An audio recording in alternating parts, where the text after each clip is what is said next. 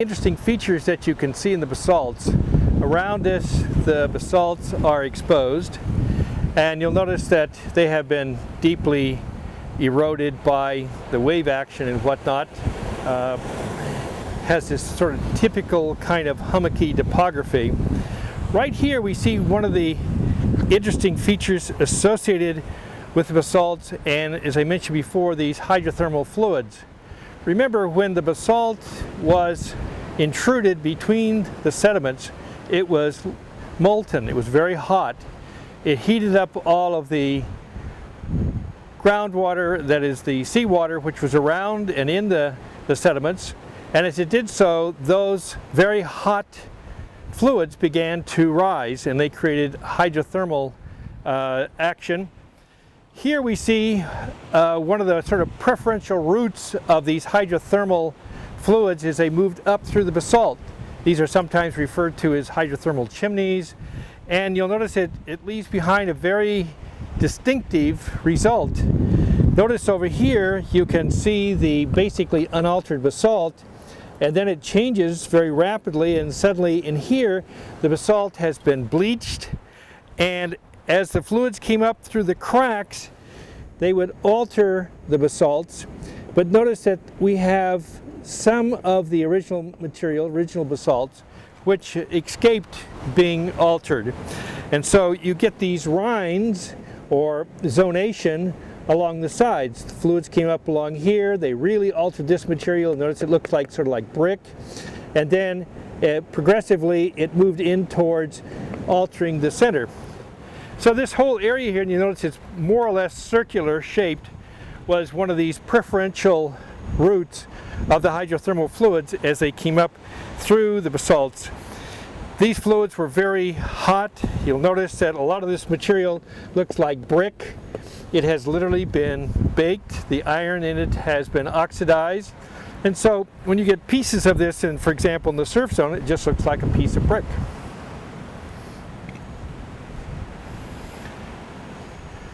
In addition to the hydrothermal fluids coming through and more or less bleaching and altering the basalts, as the basalts were heated up, they expanded, and oftentimes they form cracks, and along the cracks you then get mineralization.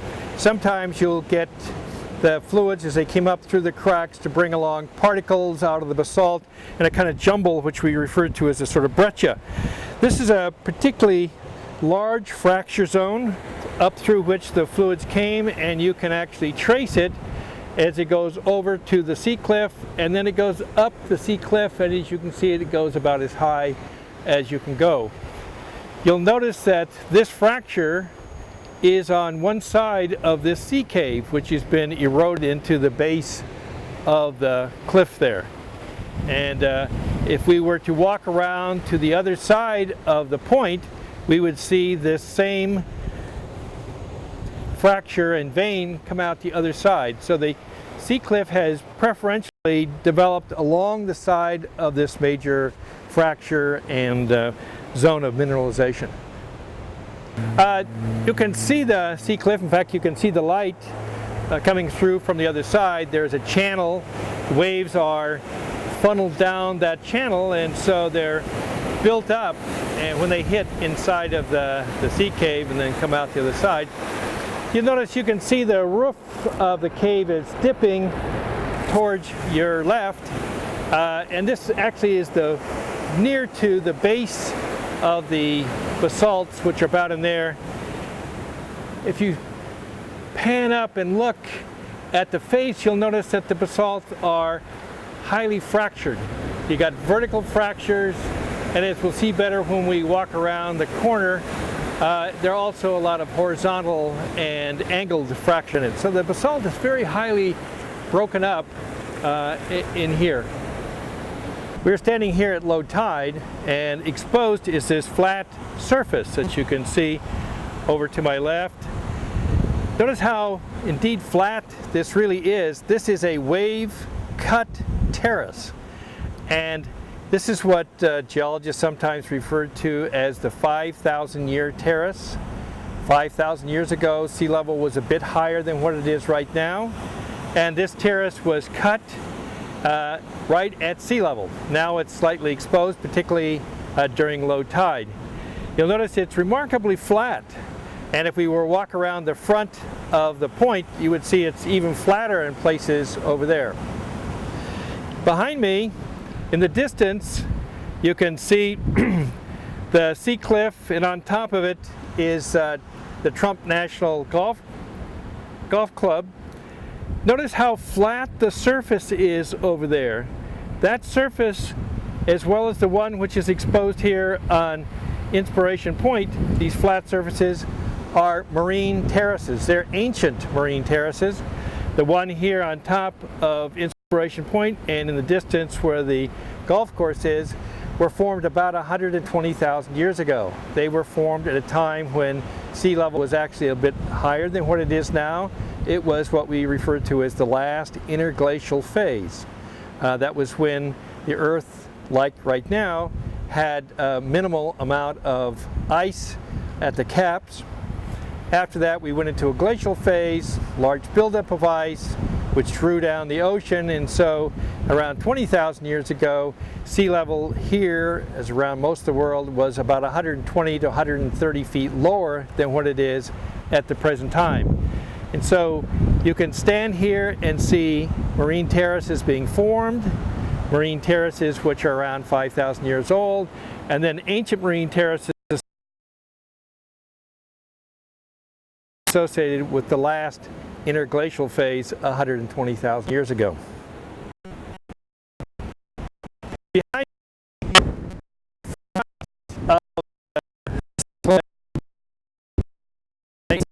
Portuguese point, and if you look at it all across the front of it, it's about halfway up the cliff. That it's salt. It's salt from seawater, which during major storms beats on the front of the cliff.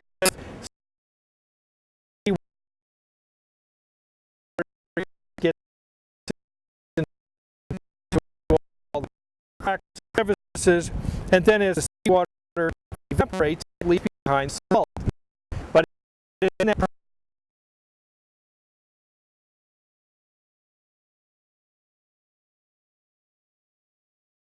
as the salt forms, it tends to expand and helps to break apart the basalt. So it's part of the weathering process. If you look up at the sea cliff, you'll notice that there are some fairly sizable fractures, cracks now, which have formed in the front of the sea cliff. So as strong as the basalt is, nonetheless, it tends to succumb over time to the beating of waves and the weathering and erosional effects that take place.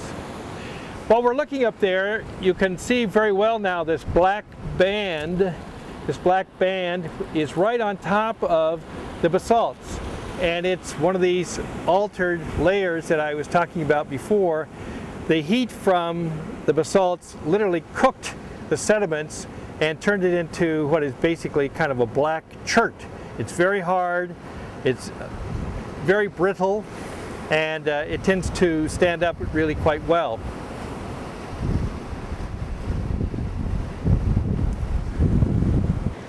From this angle, we can look back towards the Portuguese Bend landslide, or at least that portion of it which is between the 2 points, Portuguese Bend Point and Portuguese Point and Inspiration Point.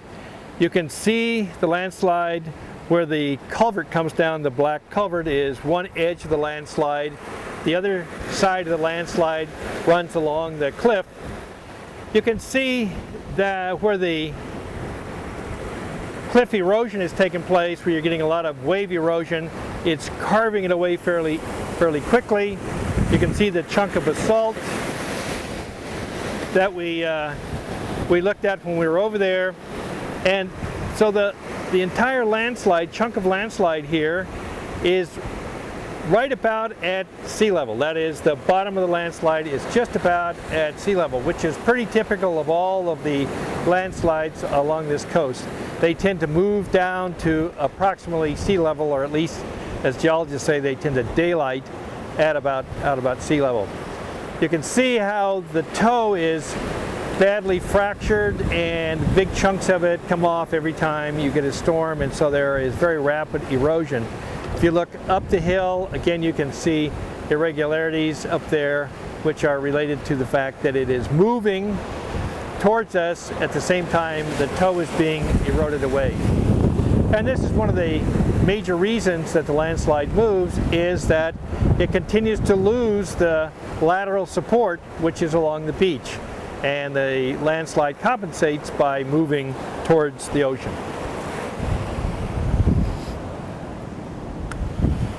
Okay.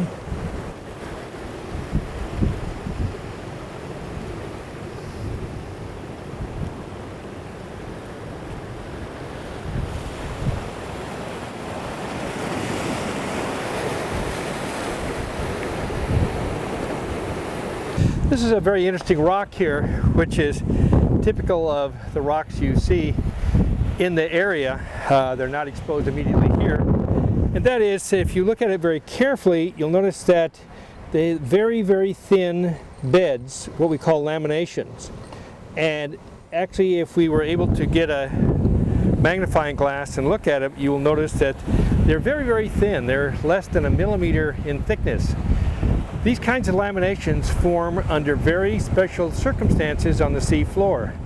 They are formed when there is essentially no oxygen at the sea floor, and the lack of oxygen on the sea bottom prevents burrowing organisms or other kinds of organisms which move in the sediment or burrow into the sediment. And the result is that these kinds of laminations get preserved whenever you have basically anoxic conditions, that is, lack of oxygen at the sea floor. This boulder also has another interesting feature, and that is, if we turn it over, we can see this thing right here. This actually is a phosphate nodule. It's a nodule made of phosphate, PO4, for chemists in the group. It's the same kind of phosphate that you see that's used in, for example, the fertilizer that you put on your lawn and whatnot. Again, these kinds of phosphate nodules only form under very special conditions on the sea floor. So when this rock, which was part of the sediments at the time, was formed, again, the conditions were basically without oxygen on the sea floor. As you go through the Altamira shale, which makes up the sedimentary rocks that are above the basalt and below the basalt, you will find sequences made up of these very finely bedded or laminated sequences. They represent periods of time when, as these sediments were formed, they were in what is known as the oxygen minimum zone at the sea floor. And so these rocks have a lot of very unique characteristics to them. One of the other features you find in rocks of this nature is oftentimes a lot of fossils. So you'll find fish scales and fish fossils, and occasionally even some tiny little round, very, very flat mollusks, which are called lectopectins, and they are sometimes associated with these rocks. So the Altamira shale has a lot of very interesting features to it which indicate a very complex geological history. There was a time when these sediments were being deposited that you have these volcanic activities which brought about the intrusion of the basalts. At the same time, there was volcanic ash and dust falling out of the atmosphere into the ocean and accumulating on the sea floor, which makes ultimately, in some cases, these bentonites which are associated with it. And so these volcanic events which occurred during the deposition of the Altamira turn out ultimately to be very important. For one, most of the points along our sea cliff here actually are associated with the basalts. The basalts are very hard. They are more resistant to erosion, to marine erosion, wave erosion. And so almost every one of these points that comes out from the south side of the Palos Verdes Peninsula is associated with these kinds of basalts.